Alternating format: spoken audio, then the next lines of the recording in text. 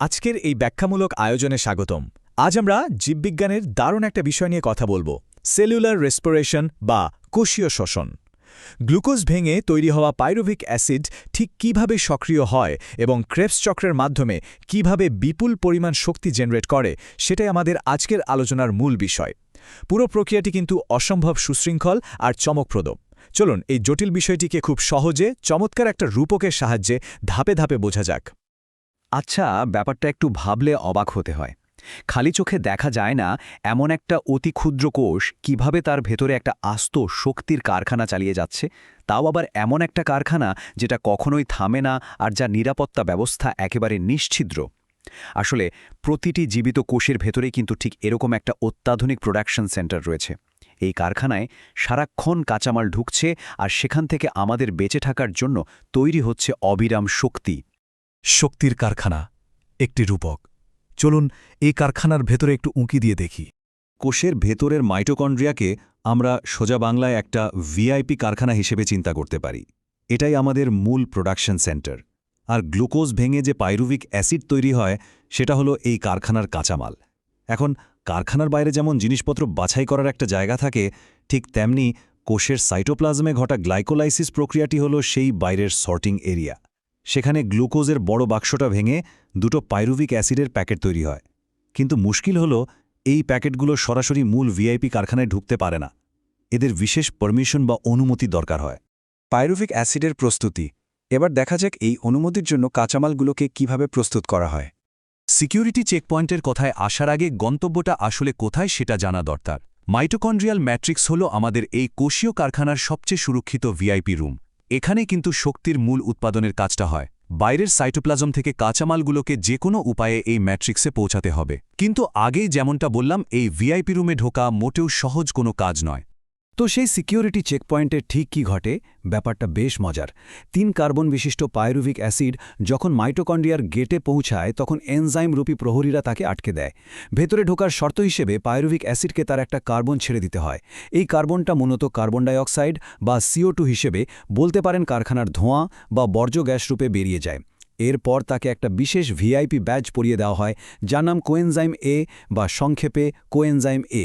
এই ব্যাজটা পাওয়ার পর 3 কার্বনের পাইরুভিক অ্যাসিড বদলে গিয়ে হয়ে যায় 2 কার্বনের অ্যাসিটাইল কোই। ব্যাস, এখন সে ভিআইপি রুমে ঢোকার জন্য পুরোপুরি প্রস্তুত। জীববিজ্ঞানের ভাষায় এই ধাপটিকেই বলা হয় লিঙ্ক রিঅ্যাকশন বা সংযোগকারী বিক্রিয়া। এখানে একটা ব্যাপার মনে রাখা দরকার। গ্লাইকোলাইসিসে কিন্তু একটা গ্লুকোজ ভেঙে 2টো পাইরুভিক অ্যাসিড তৈরি হয়েছিল। তার মানে এই সিকিউরিটি চেকপয়েন্টের পুরো ঘটনাটা আসলে 2বার ঘটবে। হিসেব করলে দেখা যায় আমরা মোট 2টো ছাড়পত্র পাওয়া অ্যাসিটাইল কোয়ে পাচ্ছি। সাথে 2টো CO2 গ্যাস নির্গত হচ্ছে আর শক্তির প্রাথমিক প্যাকেট হিসেবে 2টো NADH+H+ তৈরি হচ্ছে। এই শক্তির প্যাকেটগুলো কিন্তু বেশ কাজের। এগুলো একটু পরেই দারুণ কাজে লাগবে।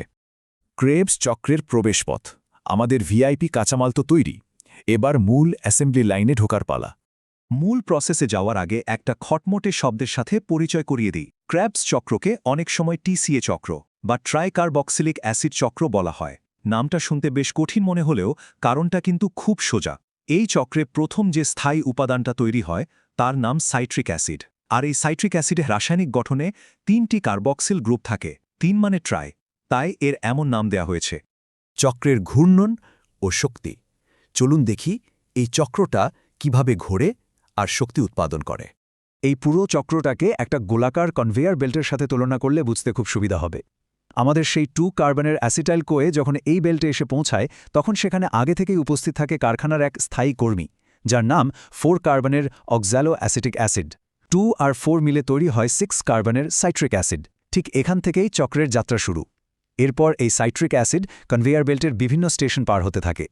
এক স্টেশনে সে একটা কার্বন হারিয়ে 5 কার্বনের আলফা কিটো গ্লুটারিক অ্যাসিডে পরিণত হয়। পরের স্টেশনে গিয়ে হারায় আরও একটা কার্বন, হয়ে যায় 4 কার্বনের সাকসেনাইল কোএ।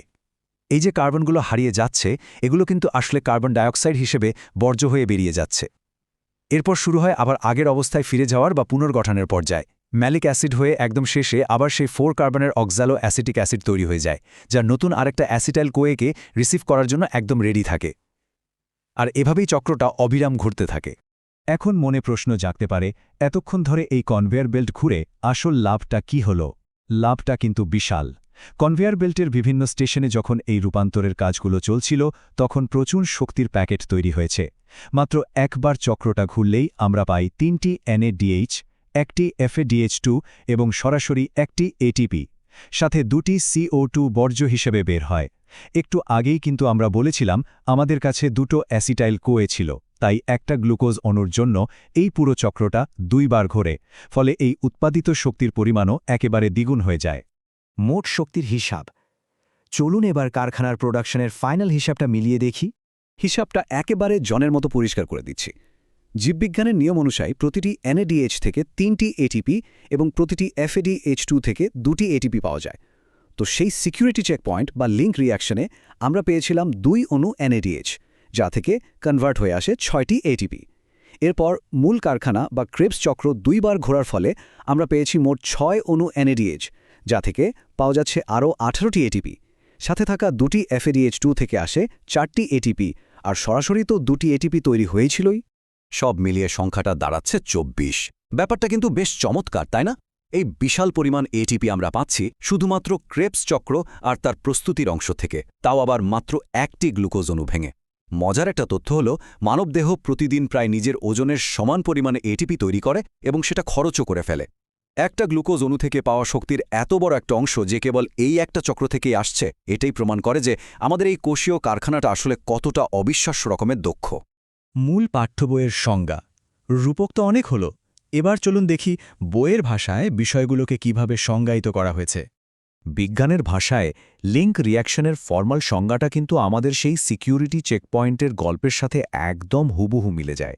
সংজ্ঞাটা হলো, এটি এমন একটি রাসায়নিক বিক্রিয়া যা গ্লাইকোলাইসিস অর্থাৎ সেই বাইরের এলাকা এবং ক্রেবস চক্র অর্থাৎ ভিআইপি রুমের মধ্যে সেতু বন্ধন তৈরি করে। এই প্রক্রিয়ায় মূলত 3 কার্বনের পাইরুভিক অ্যাসিড জারিত হয়ে 2 কার্বনের অ্যাসিটাইল কোয়ে উৎপন্ন করে আর একটি কার্বন ডাই অক্সাইড মুক্ত করে। একইভাবে ক্রেবস চক্রের পাঠ্য বইয়ের সংজ্ঞাটা যদি দেখি, সেটা হল মাইটোকন্ড্রিয়ার ম্যাট্রিক্সে সংঘটিত এই চক্রাকার পথে সেই প্রবেশ করা অ্যাসিটাইল CoA সম্পূর্ণভাবে জারিত বা ভেঙে যায়। এর ফলে কার্বন ডাই অক্সাইড মুক্ত হয় এবং আমাদের কাঙ্ক্ষিত শক্তির উৎস ATP, FADH2 এবং বিপুল পরিমাণ NADH+H+ উৎপন্ন হয়।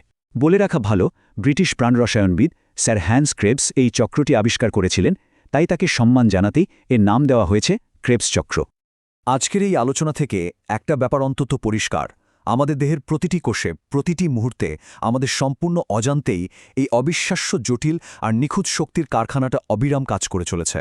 একটা মাইক্রোস্কোপিক কোষ যদি চোখের পলকে এত নিপুণভাবে এই বিশাল প্রোডাকশন পরিচালনা করতে পারে, তবে এই অদৃশ্য জৈবিক জগতে না জানি আরও কত শত বিস্ময় লুকিয়ে আছে। কি মনে হয়, প্রকৃতির এই অসাধারণ ইঞ্জিনিয়ারিং সত্যিই অবাক করার মতো, তাই না? এই অদেখা জগৎ নিয়ে জানার কৌতূহল হয়তো এখানেই শেষ নয়, বরং মাত্র শুরু হলো।